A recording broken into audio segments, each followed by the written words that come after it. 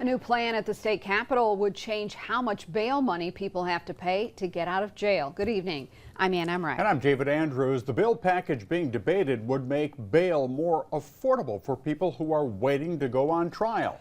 News 10's Zachariah Wheaton heard both concerns and support.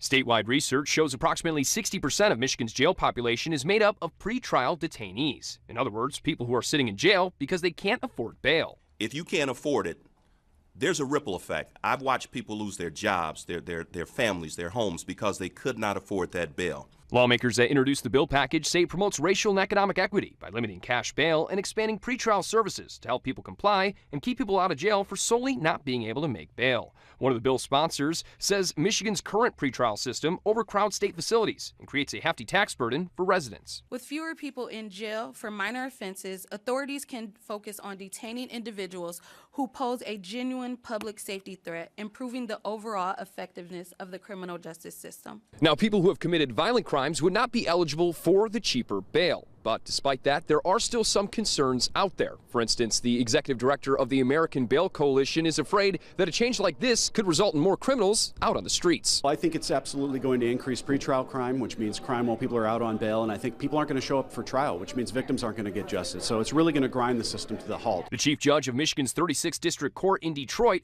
where sweeping bail reform is already underway, says the changes that they've seen have actually led to less crime and freed up resources in the city. We have the lowest homicide rate in the city of Detroit we've had in 50 years.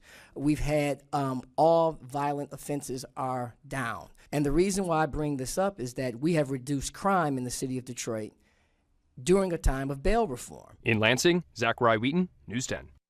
There was no movement on the bill package today, but that could change soon as Democrats are working to push their bills across the finish line before the legislative session ends in December and Republicans take control of the State House in January. A live look from our Skycam over downtown.